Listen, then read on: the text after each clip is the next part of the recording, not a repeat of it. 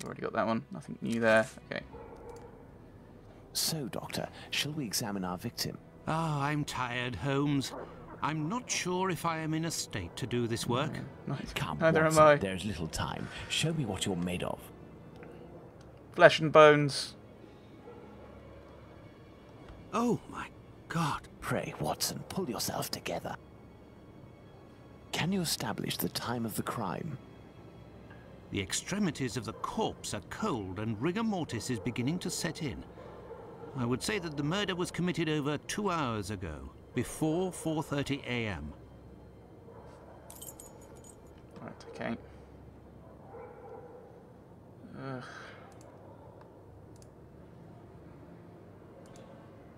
Now, let's look at the stomach, or at least what remains of it. It's dreadful, Holmes. Who could do that to someone? That's what you're here for, Watson. Tell me what this man has done. The stomach has been entirely opened and... oh, my God! A number of organs have been removed. So, you're telling me that the organs were removed, Watson. They weren't ripped out. Not at all, Holmes. On the contrary, this is clearly the work of an expert. I couldn't have done any better myself. And the uterus is missing. Okay.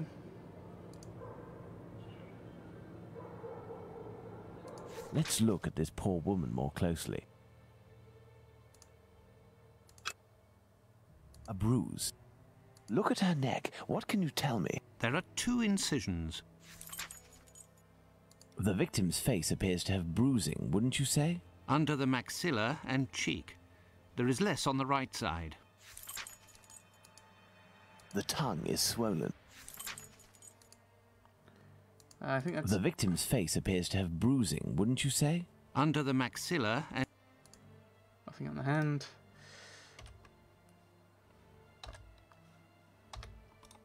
Yeah. Don't think there's anything else we can notice. Glare around the eyes, but I don't know if that's anything particular.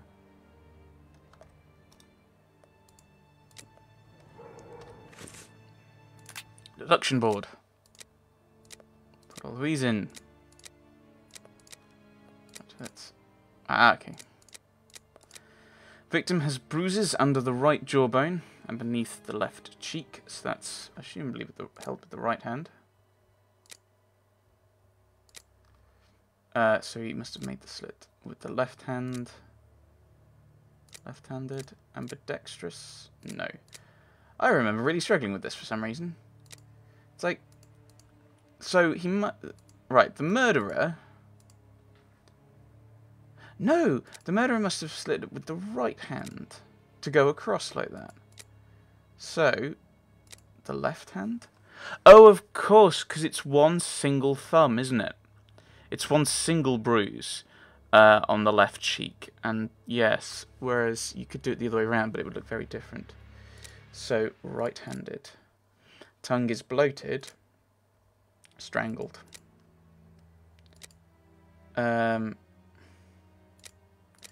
Partially strangled, then throat slit. Cold at extremities and rigor mortis has barely started. Over 2 hours ago. Before 4:30. Barely 2 hours ago. Yeah. And right. Incision from right to left. From the right side stopping the middle. The wound around the neck is jerky and not at all one piece. No, bad knife. Organs are missing. The uterus was removed by the hands of an expert. Short, supple blade. Apparently that's all wrong. No. Weapon of great size? Hands of an expert? I would have thought scalpel, which is why I had the short, supple, but apparently not. Used a bad knife. No. Remove the glottis. Decapitate? No, that doesn't make any sense. Very sharp blade. Is that why it's jerky? I don't know. It's removed and taken. Knowledge of anatomy. Yeah, there we go. I think that's everything. Isn't humanity wonderful? This fence separates the courtyard from the neighbours, 27 Hanbury Street. Okay. I wonder if there's anything else around. Oh, hello. The hand. Looky here. It would seem he has a mark on his left hand. She. Oh. Nails. The victim must have worn a large ring or several little ones, and someone pulled them off forcefully. This detail will be very valuable, Watson. You can be sure of that. Well, let me see. Okay. My dear Watson, now that we have found all of our clues, nothing remains but to subject them to our most likely hypotheses in order to deduce the facts. The facts! Oops, I did the wrong button. Pressed the wrong button. Recent large scrape on the first phalanx of the middle finger. One or more rings. Took them. No, the murder stole them. I hear a noise coming from the street, Watson. The authorities are arriving. It's time for us to go. I wanted to explore the area a bit more, alright? Holmes has been locked away in his room for days, always saying the same things. I'm thinking, Watson. Very good, Watson. As you wish, Watson. But I am thinking too, so much so that I can't sleep. Annie Chapman. Good Lord. I think this is where I stopped. This is just about one video. I don't know what I'm meant to do now. Holmes uses this old Persian slipper to hold his pipe tobacco. Yes. Colonel Gordon, during the last adventure of the resident patient. Okay. I don't know what I'm meant to do, game. Maybe it did pop up, but I wasn't paying attention, obviously.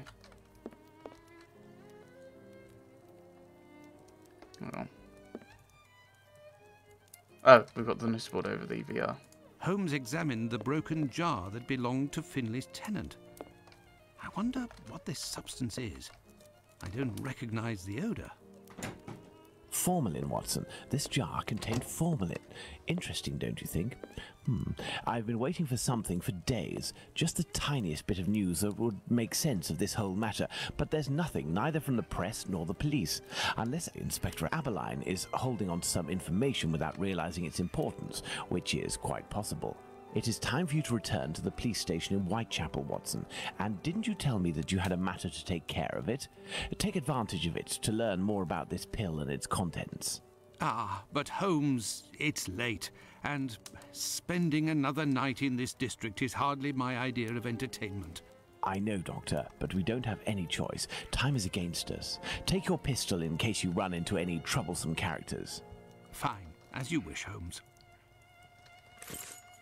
Maybe I went back. I can't remember. Right. Well, we're going to want to go back to the police... No, to the cobblers, I think. Night of the September the 11th to the 12th. Can't remember what dates the attacks were on. Hello. Good evening, Mr. Solomonovich. Good evening, Doctor. What a pleasure to see you again.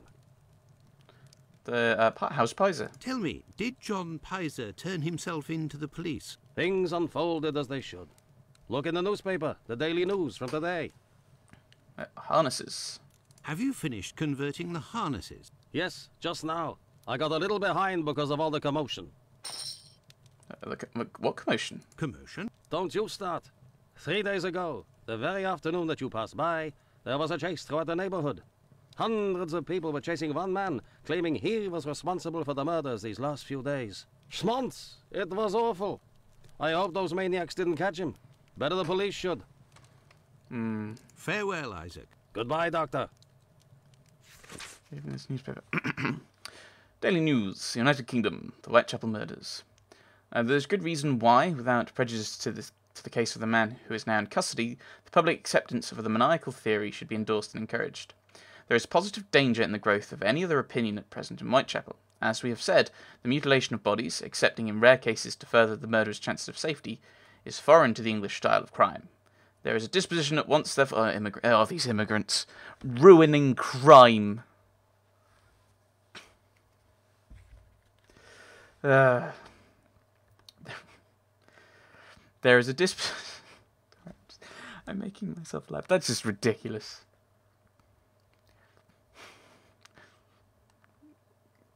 Ugh. There is a disposition at once, therefore, to set down such atrocities to the credit of some ill-bred and ill-nourished foreigner from the lowest dens of vice in Europe. See? They're commenting it. They're just commenting on it, and I was just joking about it and criticising it. I hope it came across as criticism.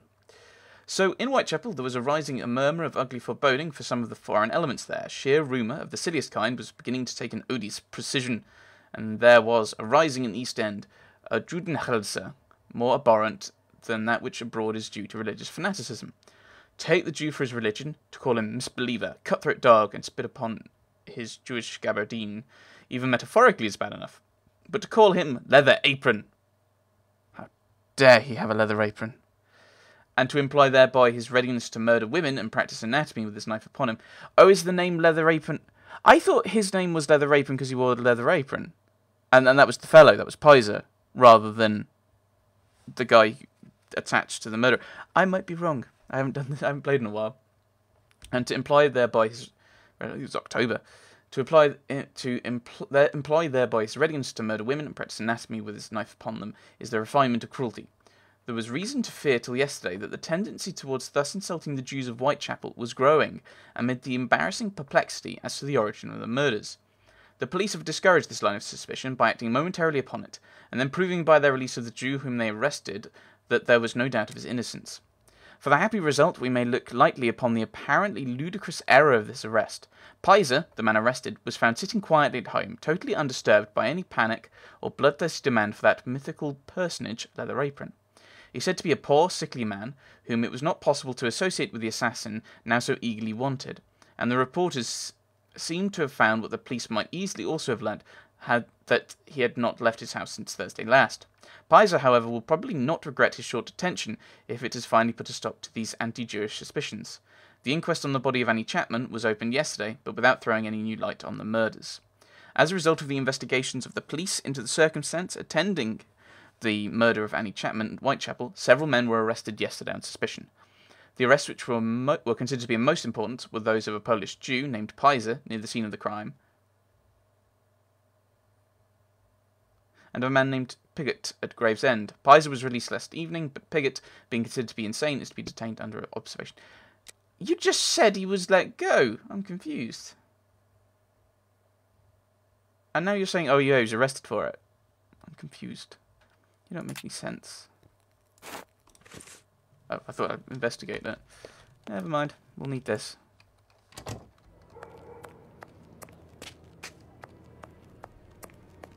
So I'll go and give these into the clinic. That'll get us the walking stick. And then we can go and give that back to... Good evening, Dr. Gibbons. Dr. Watson. Formalin. Do you have any formalin here? No, definitely not. They have it in university hospitals to conserve anatomical specimens in jars. But in a little clinic like mine, we don't keep anything but bad memories. Alright. Okay. Cane. Did you keep the cane we spoke of last time? I was going to sell it tomorrow, would you believe, having not heard word. Well, here are the harnesses. Here are your harnesses, Doctor. They are top quality, I'd say. Definitely worth the price of this walking stick. Here, it's yours. Yay, thank Well, you. farewell, Doctor. Goodbye, Dr. Watson. I must go to Miss Bella's. Yes, that's my plan.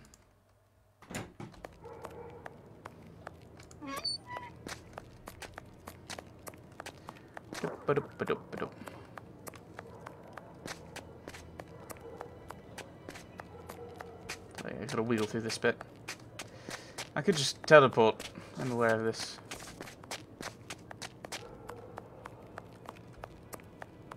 Down here.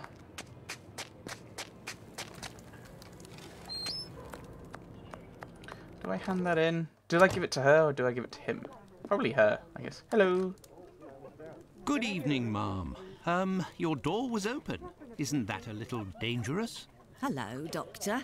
Don't worry, if the looks of anyone who enters doesn't please me, me and my pistol know how to convince them to leave. Okay. Lucy then. How is Lucy keeping? She's doing well, Doctor, but believe me, it won't last. Rare are the girls who can build a future in our profession. Annie Chapman. Do you happen to know Annie Chapman, the poor woman who was killed 3 days ago? Dark Annie? Like all the drifters in the area, I've seen her once or twice. With respect to the dead, Annie really was the bottom of the barrel. What do you mean? Well, in our profession, the pretty young ones go out when night has barely fallen and don't have a problem finding takers. But poor girls like Annie or Polly Nichols, who aren't as tender and are often sick, sometimes trudge around for a whole night in the cold and the rain before landing a client. And that doesn't help their appearances either.